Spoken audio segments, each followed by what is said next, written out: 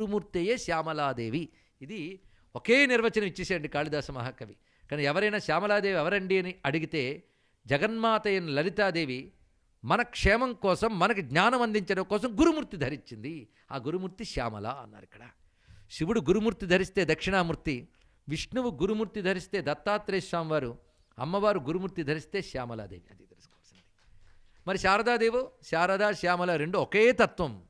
అది జ్ఞానస్వరూపం. నిన్న చెప్పినది గుర్తుపెట్టుకోవాలి. ఇచ్ఛాశక్తి లలిత, జ్ఞానశక్తి శ్యామల, క్రియాశక్తి వారాహి. అందుకే జ్ఞానస్వరూపిణి గనక జ్ఞానం అంటే ఎవరు? గురువేగా. అయితే ఇక్కడ దేశిక అని మాట వాడారు. గురువుకి ఎన్నో పేర్లున్న మన సంస్కృతిలో ఆచార్య, గురు, దేశిక. ఏది దేనికి వాడాలో తెలియాలండి. ఇక్కడ గౌరవించదగిన వాడు గురువు. దేశిక అని ఎవరిని అనాలంటే ఊరికని చెప్పి ఊరుకోకుండా ఉపదేశిస్తాడు, ఆదేశిస్తాడు, నిర్దేశిస్తాడు. 3 దేశిక వచ్చేసి